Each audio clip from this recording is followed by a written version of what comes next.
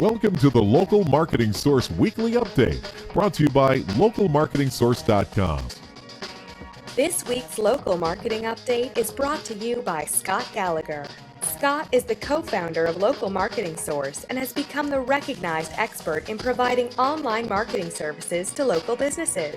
Follow Scott on Twitter at ScottGallagher5 and on Facebook.com/Scott P. Gallagher. Hey, well, good afternoon, everyone. Scott Gallagher here. This is our weekly local marketing industry update. Now, next week's LMS member call is going to be, is that the last day of September's?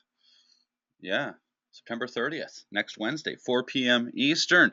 And don't forget to subscribe to our podcast as well as our channel on YouTube. Now, this week, we've just got a couple of different updates to discuss, and I want to talk a little bit about what's going on inside the premium group. What we're getting through. Let's see, we've got our students online. Sorry about the hiccup earlier in regards to the notification for this. I normally would have sent that out earlier, and for some reason we failed at that on Monday. In any event, it's nice to see some students have been able to make it. And this week, I want to talk a little bit about Apple. You know, just the biggest company on the planet, and you know how they have to do with local and what they're regarding, and essentially I'm getting to some data providers and authorities for that. We're going to talk a little bit about the local 3-pack and the recent switch to that as well. There really wasn't a lot of updates that happened this week in the world of local internet marketing. Some weeks we have weeks like this, other weeks it's just lots of changes and mergers and acquisitions and whatnot. And so we'll get into some strategy today. And let me just check to see if we've got any questions before we start. Nobody's got their hands up. And all of our audio is good. So now I just did a webinar for our public audience this afternoon. And it was an overview, and it was just amazing going through some of this content. And you know, I look back at the last 3.5, 4 weeks of my life and rolling out this new premium program. And if there's some aspects of success that I have found, you see, Local Marketing Source has had thousands of students that have come through that have been paying members, a part of the program. And we ride, you know, roughly approximately 100 members at any given point in time that are paying members in the program and go through their training. And so I've seen a lot of successes and a lot of failures, and trying to get an understanding as an individual. I'm only 40 years old, trying to figure out, well, what are these dynamics of success and what makes somebody successful? It's my job to supply the tools to my audience to make them as successful as possible. And, you know, when I look at my program, I think back about 3 years ago, we wanted to create a syllabus. In other words, people would come into Local Marketing Source, see 100 different videos and go, where the hell do I start? What the hell do I do first? And they're always asking for a linear process. And as much as I would like to provide a linear training process, very quickly realize that every single person is different. That every single person has got, one, a different way to learn, and two, different pieces of information to learn. And when I say I've got about 100 different topics, 100 different videos, there's nothing linear for that. When you really want to leverage somebody and somebody's going to spend some money, you know, we don't want to be paralyzed by analysis. But paralysis by analysis is something, is that shiny object that I find entrepreneurs very frequently get over. And so working with this program, I can think of one student that's actually been a part of Local Marketing Source for over a year, and finally said, you know, I want to start my business. We're going to spend the money, spend $5,000 to work with you for a couple of months, Scott.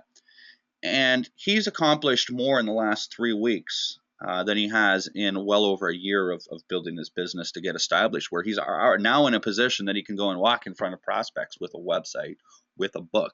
Can you believe a book was written in 3 weeks, along with a website being built by somebody that's brand new? It's mind-blowing, and it's amazing. And what's the difference with that?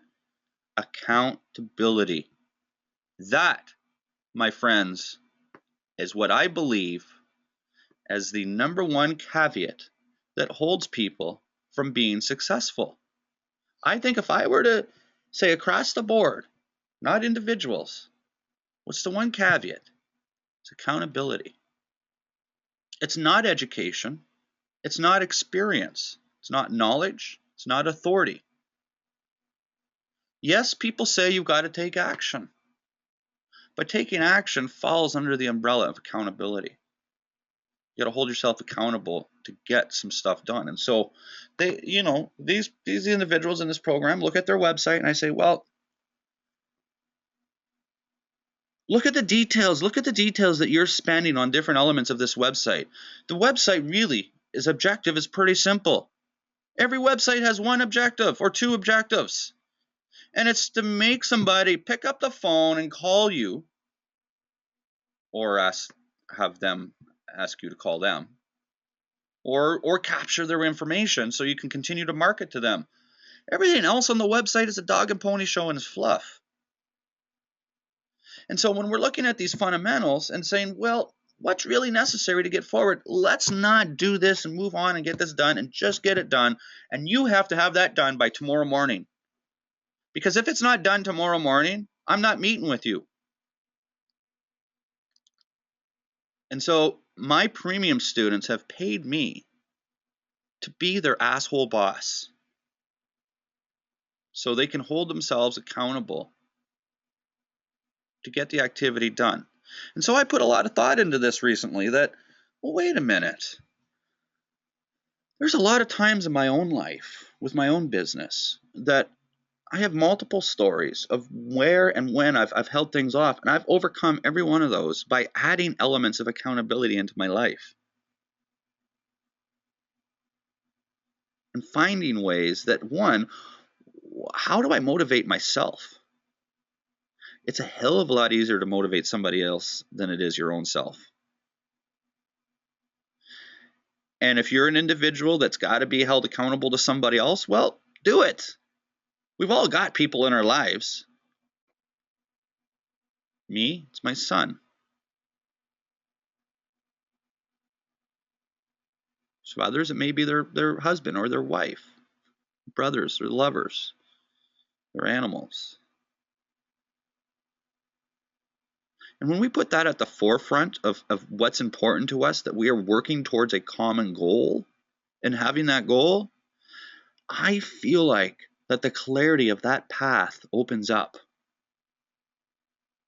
That when we can just put an element of accountability, and I'm not saying that that's the end all be all, there's elements of accountability that we have to hold against ourselves on a smaller task-based item, for example. Or the notion that somebody starting out a business doesn't have a plan, or runs their business and doesn't have a plan. That's an element of accountability. And if you don't have that, I think everybody, I don't care who you are, I don't care what target segment you fall under. My business plan, where is my business plan? Oh, my business plan is on my floor. My business plan is normally held up next to me. I've just ripped it off the wall a couple of times recently that the tape, I'm realizing, has gone bad and it's fallen off. But there's a few documents that are important to me that I have with me at all times that I'm constantly seeing. There's some of my son's schoolwork, some pictures of him. There's my business plan. There's my content strategy. And that's about it.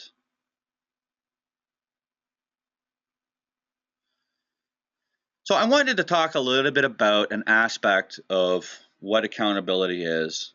And the more you know about yourself, to be able to put those elements of accountability in place, and you're going to be amazed at what you get done in a short period of time. All right, so Apple Business. Apple is now telling us where they get their data sources from.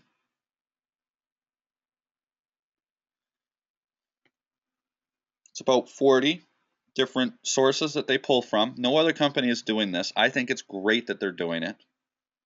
And with that list, obviously, those are citations and profiles that we should be acquiring for our business and our clients. Out of that 40, my opinion, they should be completed within the first 4 months. And so likely, I'll confirm on this next week, but likely what we're going to see is this list that Apple has produced, and I sure hope that Bright Local adjusts their authority figures in there so we can prioritize and get those and cross bench them. In probably the next 4 weeks, this data is going to be updated in the inventory of asset template folder file that is located in Local Marketing Source to reflect those data providers that Apple puts a lot of authority in. Next thing I just really wanted to briefly discuss today is the 3-pack. And I know that this is not new.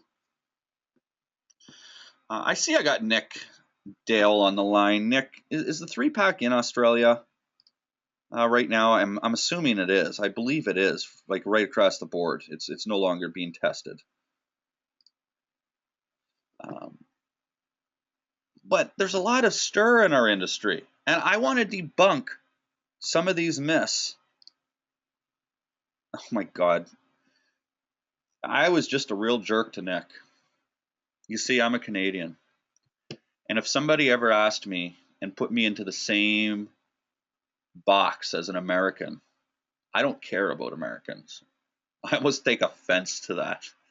And if there's something I've learned is that New Zealanders and Aussies are the same type of relationship. Except Australia would be the big boy America, and New Zealand is the smaller, beautiful country. And my mistake was I just asked Nick about Australia, and his response was blunt and straight to the point, and that's why I like him. So this is my genuine apology. I can understand why you wouldn't care. I'd feel the exact same way. So let me rephrase that question. Are the 3-packs stagnant? Are the 3-packs fully rolled out in New Zealand? Now, the internet marketing industry is up in arms right now. So he's seeing some changes, okay? He's seeing some changes to the SERP. So this is, starting to roll out and whatnot. And let me explain and debunk a few of the myths here. So we've seen this quote-unquote 7-pack. We've seen the hybrid pack. We've seen all of these different types of terminologies that come out and get thrown into headlines within the internet marketing community. I've never been concerned. And what's really happening here is Google is trying to determine, okay, we've got organic listings and we've got local listings. And if we think that somebody's looking for a local business, we're going to show them local businesses. And their local business world is just typically managed through Google My Business and not an organic website. And so if Google thinks that, hey, looking for a local business, let's show them local businesses through our database. And they've shown at times 11 and 7, and it's jumped around in different tests and this and that. And now in the United States, it's fairly across the board. It's right across the board that the 3-pack exists. They're showing 3. And then they get into organic. And there's a lot of concern about this. A lot of the industry is up in arms. And there's something that I've always argued is that when we look at click-through rates, spot number 4 has always been irrelevant. I've always said to prospects and students, if you're in spot number 4, you're not in the game. And that's the truth. It just happens now, spot number 4 used to get about 10% of the traffic. Now, it's less. Now that 10% is being split between 1, 2, and 3. So 1, 2, and 3 is not getting much of an increase in traffic by this 3-pack. They're getting a little bit of an increase. But the value of being 1, 2, or 3 has always been where you need to be. And now they're just showing 3 because 4 never got clicked anyhow. So what has changed? The algorithm itself hasn't changed in terms of where it's going to place 1, 2, and 3. The algorithm has only changed to say I'm only showing 3 now, and I'm not going to show 4, 5, 6, 7, and 8. Which if you were in 4, 5, 6, 7, or 8 anyhow, you're not going to show a return on investment for your clients, so you're not in the game. So I look at this 3-pack and I think, well, this isn't even news. Why is it 3 weeks down the road and it is still front page on the major SEO sites? Why are they talking about it and that the industry is split? I can't see the benefits other than ego of why this would be a negative implication for any business that's out there. So the 3-pack is exclusive. The industry feels like that it just completely shocked the world. And I don't get it. I don't get why this is a big deal. I think it is the same of what always existed. It's maybe some of the differences are that my customers are no longer going to see themselves on the front page because, before spot number 4 would still be on page 1. Well, it's not like that anymore. So maybe it's those implications. But if that's the case, then I have to say, well, Mr. Marketer, Mr. Super SEO Guru, why the hell were you happy in the first place that they were number 4?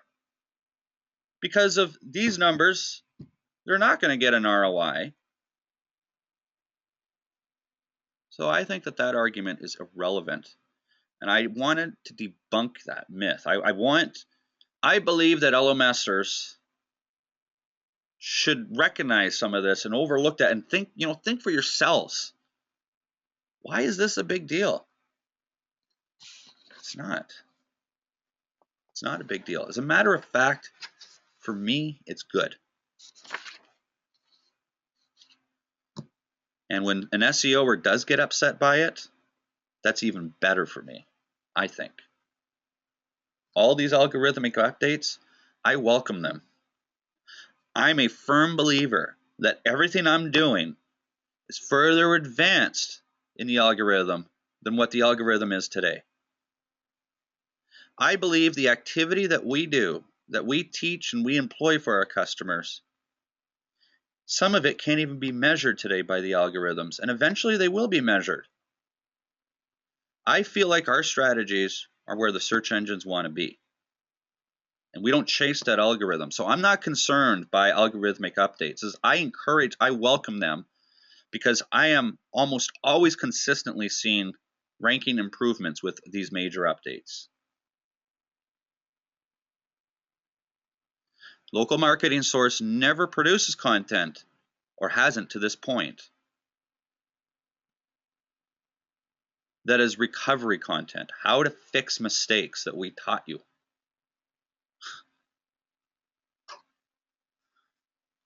Well, I take that back because there was content that I remember in 2009 when we opened the company up, I was a supporter of article propagation content or software.